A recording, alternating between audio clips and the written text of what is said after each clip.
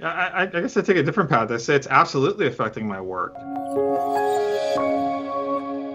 Josh, he says, what do you both say to the skeptic that says your bias and your faith is impacting your professional work?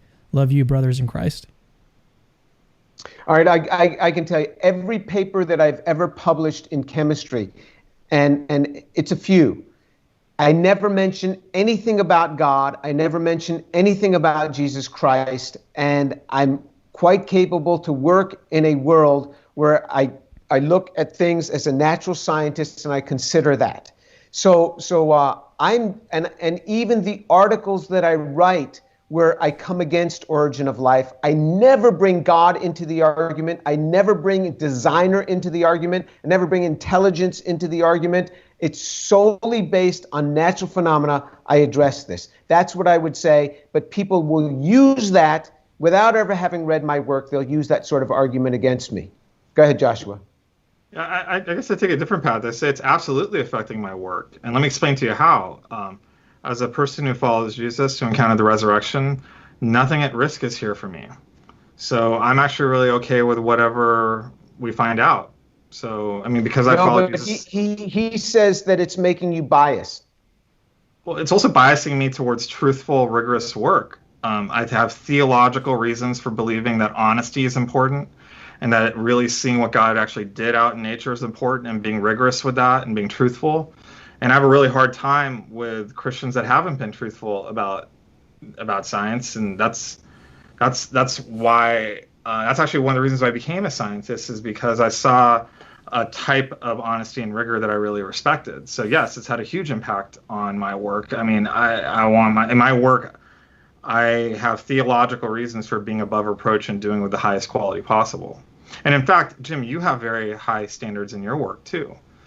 You were telling me about a paper you retracted with high integrity. That's actually a sign of incredible integrity when you found out that its results weren't trustworthy, right? Yeah, and, I mean, yeah. It's just something I have to do. I would not be able to live with myself if I had propagated something that can't be reproduced. And yeah, I mean, atheists will do that too. To be clear, it's not that you have to be a Christian to have that type of morality, but you have.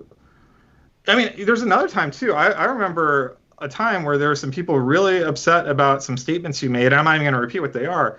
You had like a humility to actually apologize for it that I just don't think I would ever expect to see from a person who is as accomplished a scientist as you, to apologize to people in that context. I mean, that speaks something very different about your character in a way that I just deeply respect. I think that has impacted you. And I mean, isn't that a good thing? Isn't that like the type of way we'd expect it to impact things, and in a way that, I mean, that's how I see it.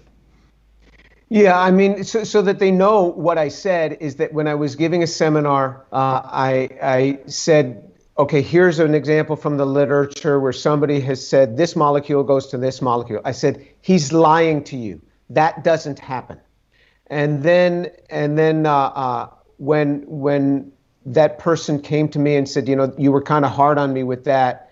And I said, that is not the type of words that I should have said. He's lying to you on that. There are other ways to address that. I could have said that chemical equation. Let's just be clear here. The person who was coming at you was not even, a tenth as accomplished as you are, Jim. You're a real serious scientist. What you did was humble. I have incredible respect for that. And so I felt it was improper to say he was lying to you. I could have just said the equation that he's showing you as an example is inaccurate. That does not work. You apologize. And so I wrote a public letter, which is still posted on the internet today, of apologizing to the person to whom I said it, and he accepted the apology, for which I was grateful. I mean, so I think that is your faith impacting your science and your professional work in a way that I deeply respect, and I hope it impacts me too.